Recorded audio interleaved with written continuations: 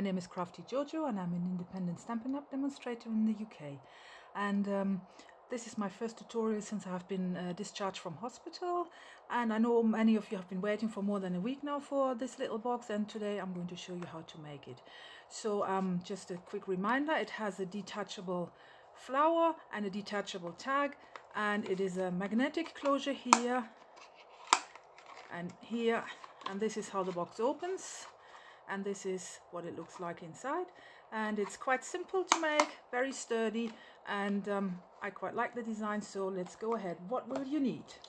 Well, first of all, you will need cardstock.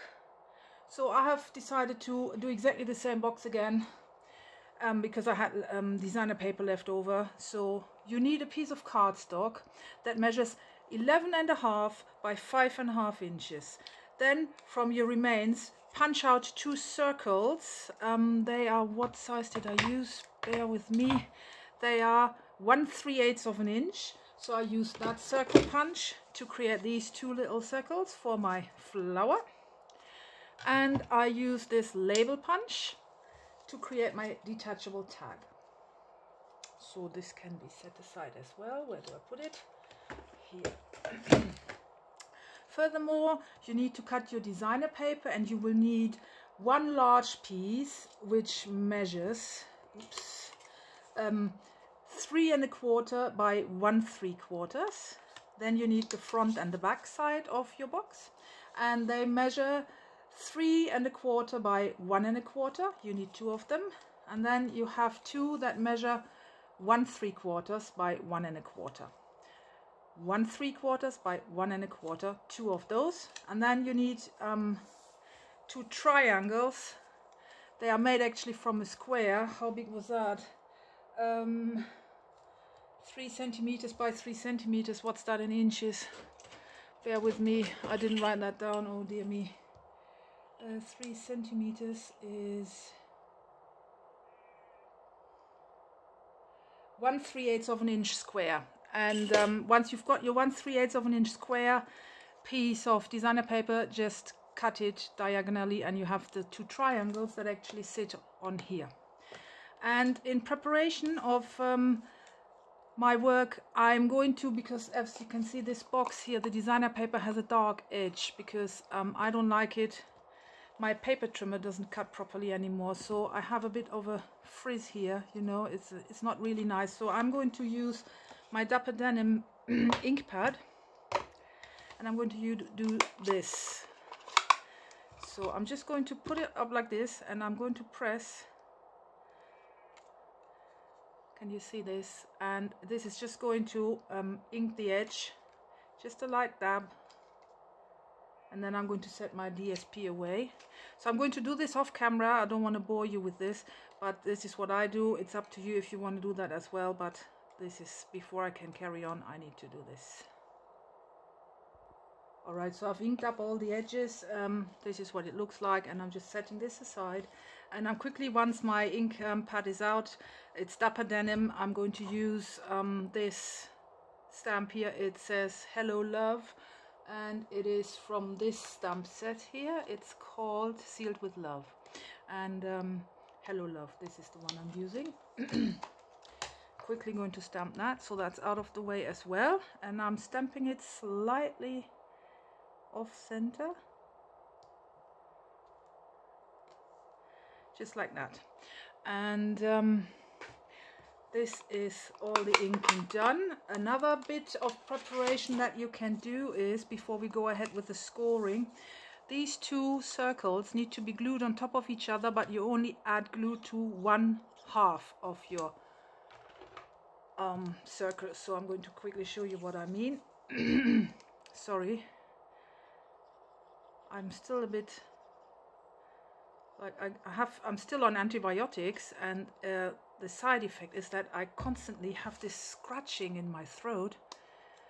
I've already rang the doctor about it. They said they can't do anything about it. I must carry on with the course because I was really ill.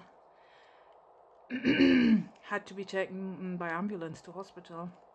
So I wasn't happy with that, because when the British summer occurred, that was last week, when it was like 30 degrees or something, what did I do?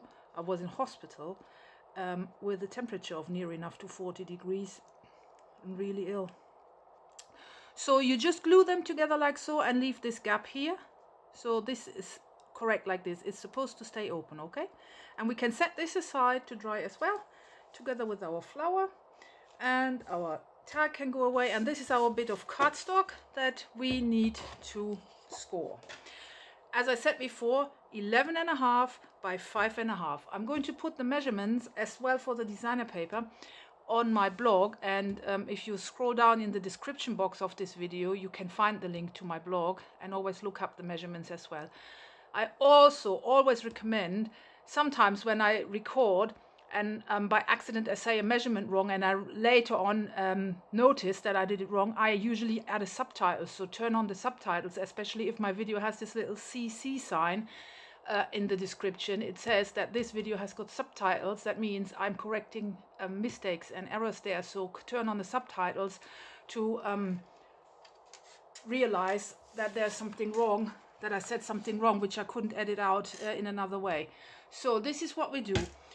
So we need our scoreboard, and we are going to score on the long side first, if only, oh, I don't believe it. Here it is. All right, can you all see? Yes.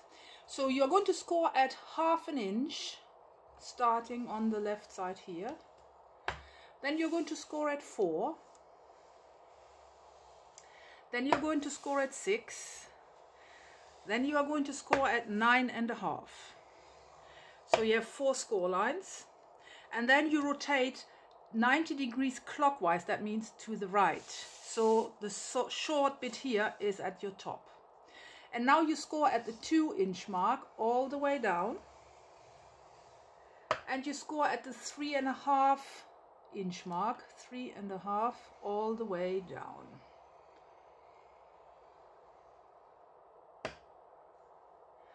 Now I have to move this a bit in so you can see it. Now I'm going to use my 4-inch vertical score line, which is here. And from here, we score down at 1/2 inch, which is here. So this, I need to make sure I meet the right line. So here's my 1/2 inch mark. I skip all this. I start here at the 4-inch mark, and if this is right, this should be it. Yes, and here's my line. So you are scoring down at 1/2 inch all the way down from the vertical 4-inch mark, which is here. Now we are doing the same at the top. We find the 4.5-inch mark, and we are scoring down to the 5. So here's the 5, roughly. I have to stand up to see what I'm doing.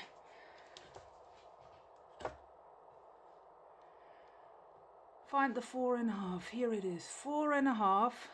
Score all the way down to 5, roughly. Then skip down to 10.5, which is roughly here. But try to find the same line as well, so use a ruler.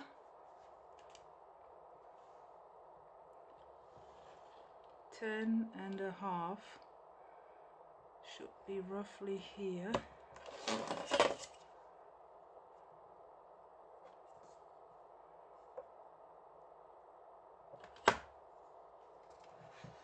Can you still see it? It's here at the bottom. So what you have is, you have this little score line here, and you have this score line at the 4.5-inch mark. You score all the way down to the 5, then you skip all this, and at 10.5 you set in again at 4.5 and score the rest. Okay, I hope that was clear. Now you rotate it anti-clockwise, so your little closing tabs here are on the left, and you score at the 5-inch mark down to this first score line that you just created, and at the 10.5 you score, can you see it? and at the 10.5 you score down to this little corner that you just created. So at the 5-inch mark you score down to this, and at the 10.5 you score down to this. That leaves you with this really weird looking pattern. Okay, so what is important is, well, I'll get up to see what you can see. Here, this 1/2-inch section are all your closing flaps. Then you have this weird thing here, cutting this in half. Then you skip all this and you have this little triangle here. So this is what, and you only score to here, and there is a gap here, okay? This is correct like so. So I'm going to quickly mark which parts are going to be taken out and what else we need to score. All right. This must go as well. I'm going to show you this corner you are going to cut out, and the bottom one. This one is going away, this one is going away, only until here. This one is going away, and here you're going to wedge your closing flaps. This one needs to be very much wedged. This is going, this is going, this is going. But before you do that, you need to do one last bit of scoring. And I would need to find my ruler, just dropped it.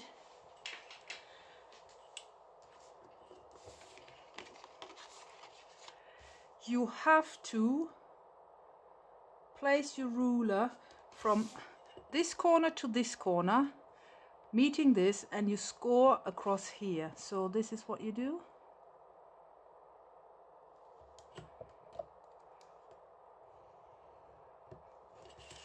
And you're going to score from this corner to here.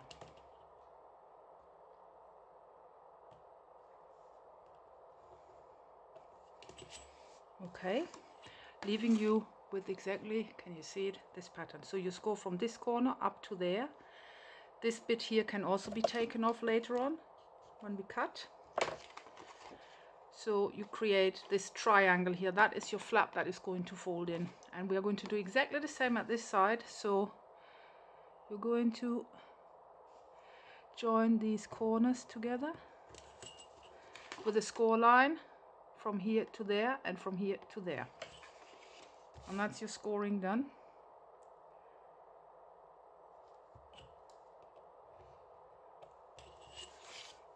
Let me just see if I can make this a little bit prettier. I can't really see with this light reflection what I'm doing.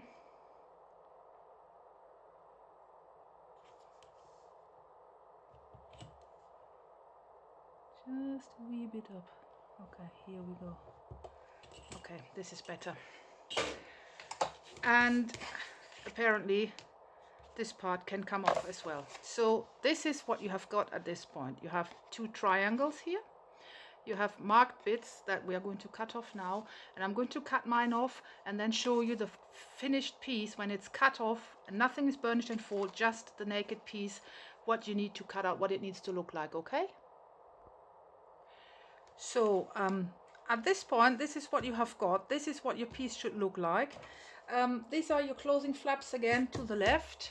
So this one is very extremely wedged. It needs to be like this. If you don't do it, it will interfere with the folding on this side. So it needs to be very wedged. This one is just normal, and this is your bottom.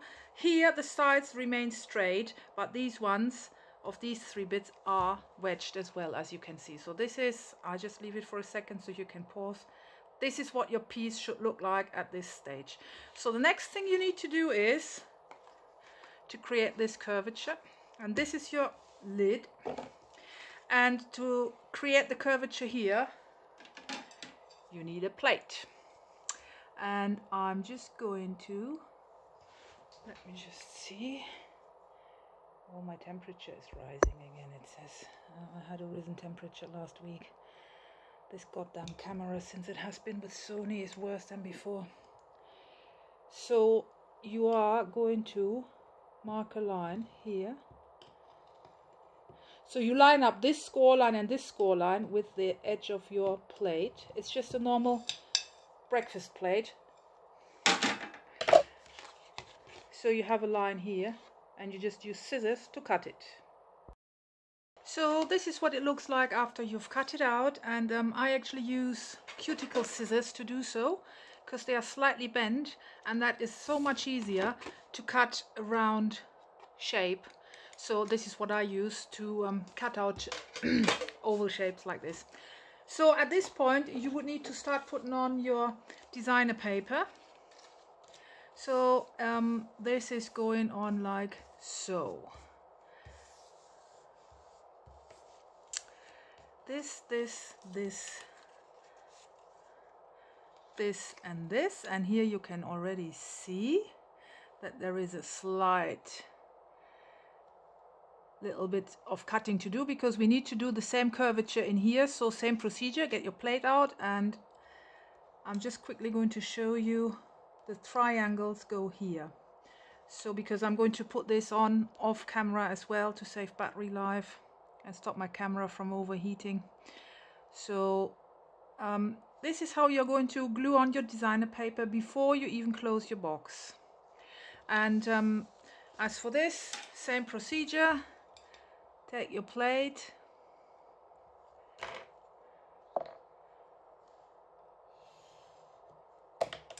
draw your line,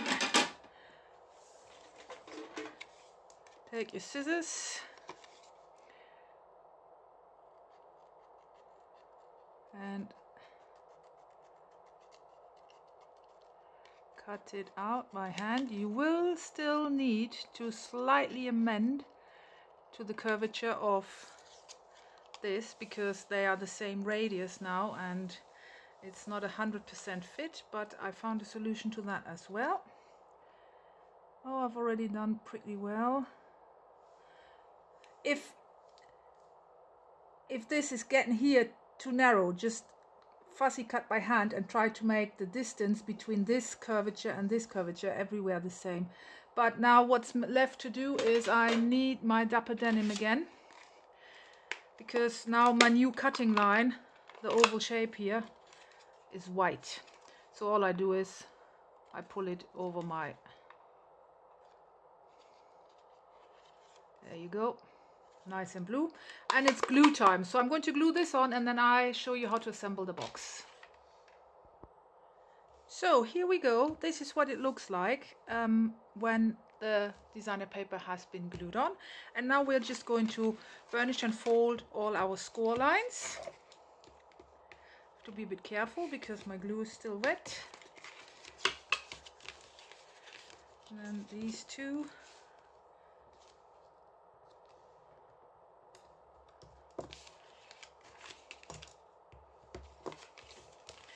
You want to be very crisp on your score lines, especially when you are doing the triangles, like I'm doing now here. And try to get these corners exactly right. Okay.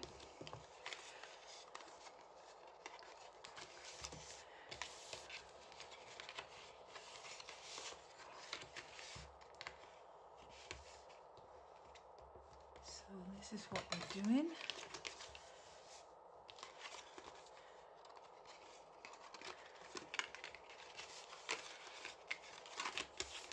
And this is actually how the box comes together. So to close the box, we are going to add some glue here and there and just fold it over. So this is what you then will have at this point, okay?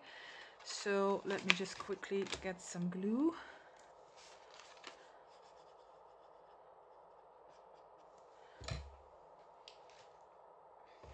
I use this.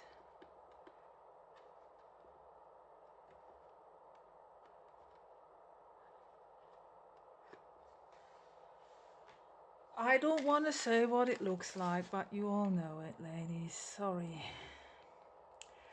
So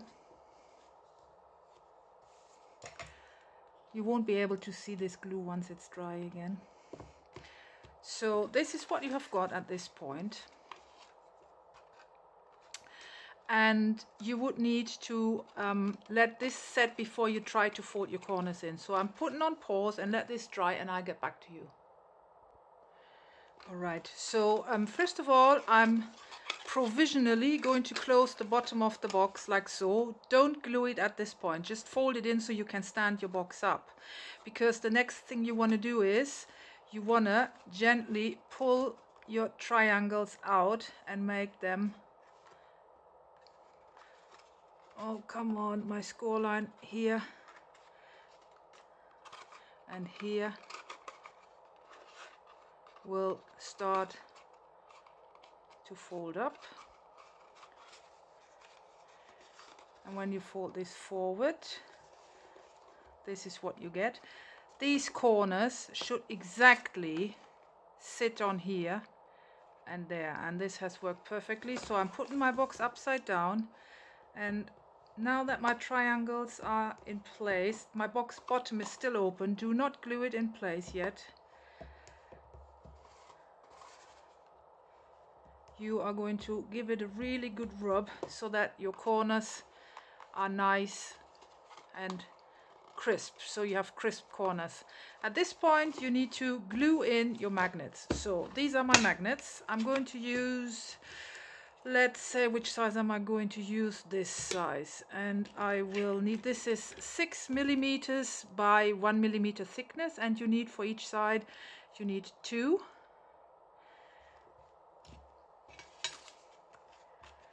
So here we go, magnets. And I'm going to use super glue and this, and I'm picking it up like so. I get a spare bit of paper, put a little drop of this super glue on, pick up my magnet like so, dip, there are 2 magnets,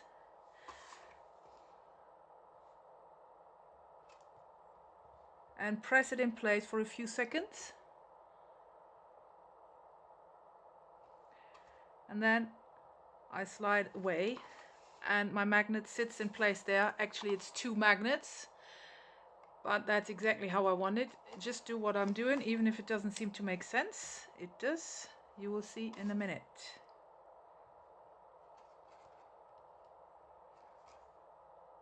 And you do the second one as well.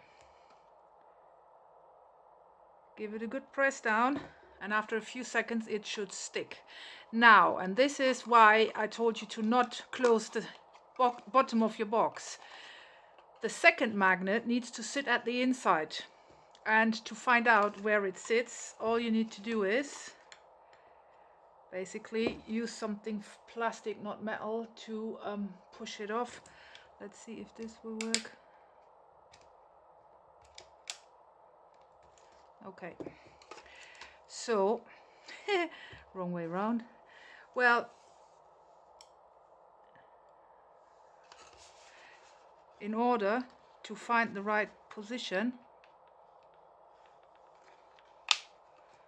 have you seen it? So this magnet will automatically catch this magnet. Now I know that this is the right polarity, so I can take this off here.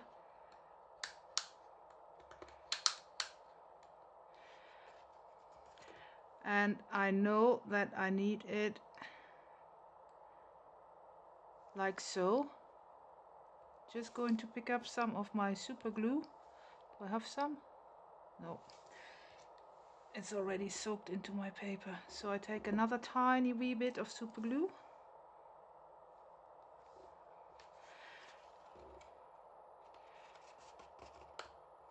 All I did was I let the magnet do the job.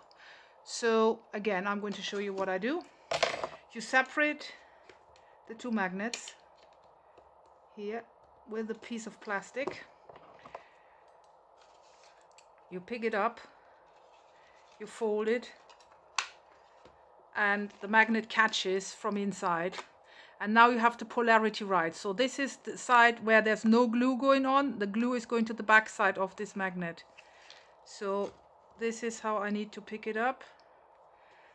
And I'm going to dip it in my glue, and I'm going to do exactly the same. I close the box, and the magnet pulls the magnet to himself, and then that's my closure in place, and it can dry happily ever after. And at this point you are ready to close your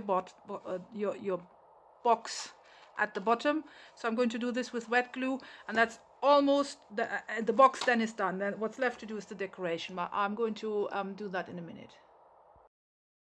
So now that I've closed the box at the bottom as well, and my magnet closure is in place, you can easily open and close your box. If you like, for a better optic, you could actually put a piece of leftover designer paper if you have got some. I haven't, so it's just slightly smaller than the bottom of your box, and then that looks even nicer as well. And this is how your box closes. Lovely, isn't it?